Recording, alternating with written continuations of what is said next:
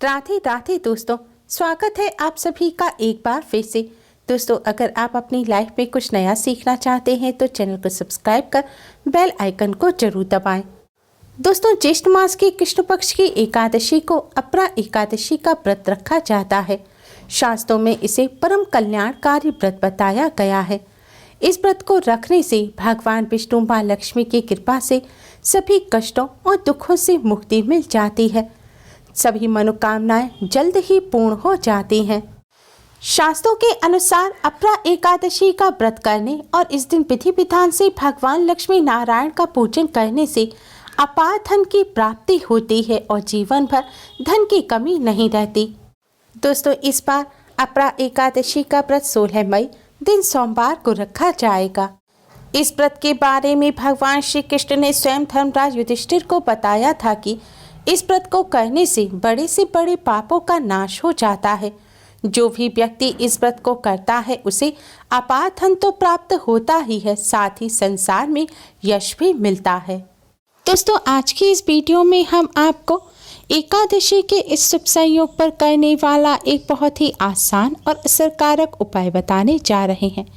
इस उपाय को करने से भगवान लक्ष्मी नारायण की कृपा से धन संबंधी समस्याएं दूर हो जाते हैं।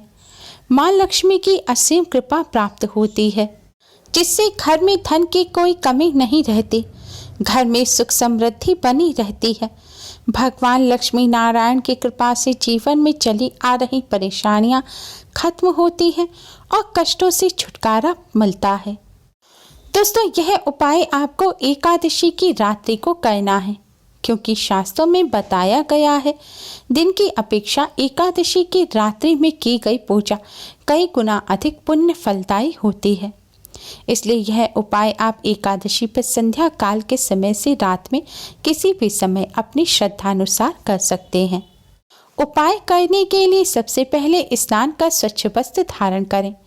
अगर आपने दिन में स्नान किया है तो उपाय करने से पहले आप अच्छी तरह से मुँह हाथ पैर धो लें और स्वच्छ वस्त्र पहनें।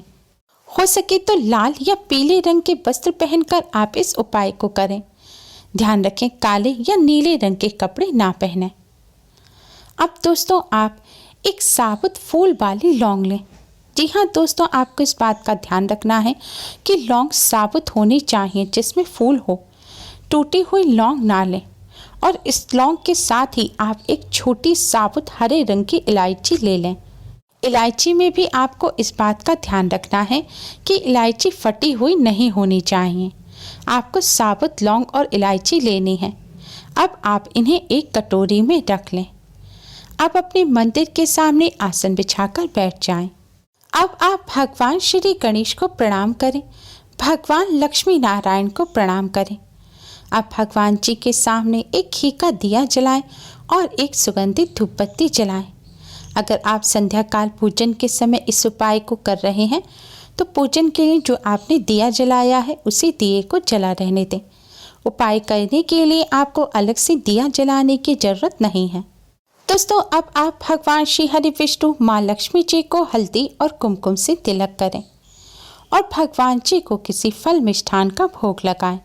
फल मिष्ठान ना हो तो शक्कर, मिश्री, बताशा आप किसी भी चीज़ का भोग लगा सकते हैं।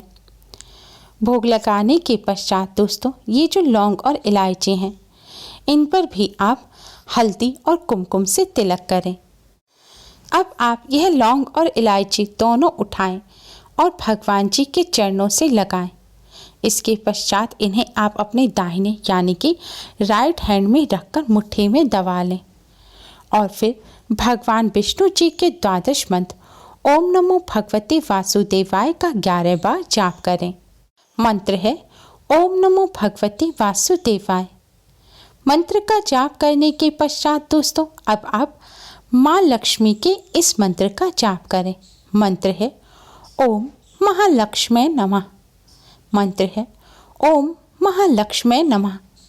दोस्तों, आप चाहें तो उंगली पर गिरकर भी जाप कर सकते हैं, लेकिन अगर आपके घर कमल गट्टे की माला हो तो आप इस मंत्र का जाप कमल गट्टे की माला पर करें।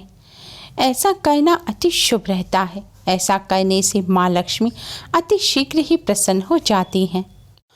दोस्तों, मंत्र का जाप करते समय आपको बीच में बोलना नहीं है, यानी कि लगातार 108 बार आपको मंत्र का जाप करना है, तभी माला पूर्ण होगी। और यह भी ध्यान रखें, मंत्र का जाप करते समय आपको यह लौंग और इलायची अपनी दाहिने हाथ यानी कि राइट हैंड की मुट्ठी में दबाकर ही रखनी है। जाप पूरा होने के पश्चात अब आप यह लौंग और इलायची भगवान श्री हरि विष्णु माँ लक्ष्मी जी के चरणों से लगाएं और फिर भगवान विष्णु माँ लक्ष्मी जी के मंत्र से अभिमंत्रित इन लौंग और इलायची को आप एक पीले रंग के कपड़े में रखें। आपको एक छोटा सा पीले रंग के कपड़े का टुकड़ा लेना है, उसमें आपको यह लौंग और इलायची रखकर इसे सुई धागे की मदद से कपड़े को सिल देना है। आप एक छोटा ताबीज सा एक छोटा सा पाउच बना लीजिए और उसमें यह लौंग और इलायची रख लीजिए। अगर ना सिल सके तो आप कपड़े में गांठ बांधकर छोटी सी पोटली भी बना सकते हैं। लौंग और इलायची सिलते समय भी आप पीले रंग के धागे का ही इस्तेमाल करें। दोस्तों, इस तरह भगवान विष्णु और माँ लक्ष्मी जी के मंत्र से अभिमंत्रित इस लौंग और इलायची को आप भगवान लक्ष्मी नारायण के प्रसाद स्वरूप अपने धन रखने के स्थान पर रखें। धन रखने के स्थान पर आप अपने घर में किसी बॉक्स में रुपए रखते हैं, उसमें या अपनी तिजोरी में या अपने गहनों के साथ इसे रख सकते हैं। आप चाहें तो इसे अपने वॉलेट में, अपने पर्स में भी रख सकते हैं। आपको बस इतना ध्यान रखना है कि आपका वॉलेट चमड़े का नहीं होना चाहिए। रेक्सीन आर्टिफिशियल जो लेदर होता है उसका वॉलेट है तो उसमें आप रख लीजिए, लेकिन चमड़े के पर्स में आप लौंग इलायची ना रखें। दोस्तों, लौंग और इलायची का हमारे धर्मशास्त्रों में विशेष महत्व बताया गया है।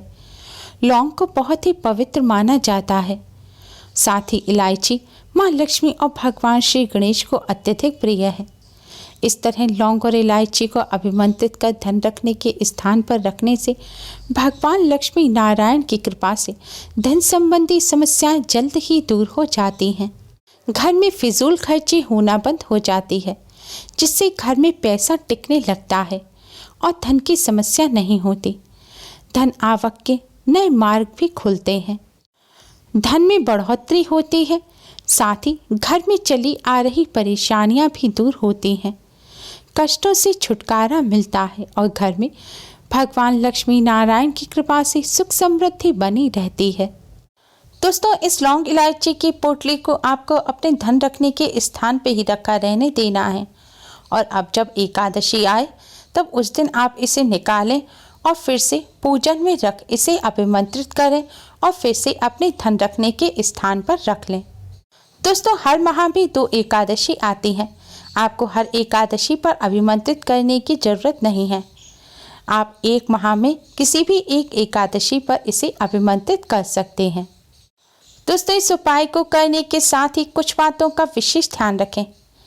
एकादशी के दिन आपने व्रत रखा है या नहीं भी रखा, तभी आज के दिन आपको जौ और चावल का सेवन नहीं करना चाहिए। सेवन के साथ ही किसी भी रूप में जौ और चावल का इस्तेमाल भी नहीं करना चाहिए। पूजन में भी चावल का इस्तेमाल ना करें, क्योंकि आज के दिन चावल को मांसाहार की श्रेणी में रखा जाता है और चावल का इस्तेमाल करना वर्जित होता है। एकादशी के दिन भगवान विष्णु को भोग लगाते समय भोग में तुलसी का पत्ता अवश्य ही रखें, क्योंकि तुलसी के पत्ते के बिना भगवान विष्णु भोग को स्वीकार नहीं करते। लेकिन इस बात का ध्यान रखें कि एकादशी के दिन तुलसी के पत्ते नहीं तोड़ने चाहिए। तुलसी या किसी भी पेड़ पौधे के पत्ते या फूल नहीं तोड़ने चाहिए। तो आप पूजन के लिए एक दिन पहले ही तुलसी का पत्ता तोड़कर रख लें। अगर ऐसा नहीं कर पाए हैं तो अपने आप से टूटा हुआ जो तुलसी का पत्ता पड़ा हो, आप उसको भी लेकर धोकर भगवान विष्णु जी को अर्पित कर सकते हैं, या फिर पहले भोग में जो आपने भगवान विष्णु जी को पत्ता चढ़ाया हो आप उसे वापस भोग में रख सकते हैं, क्योंकि तुलसी का पत्ता कभी भी बासी नहीं माना जाता।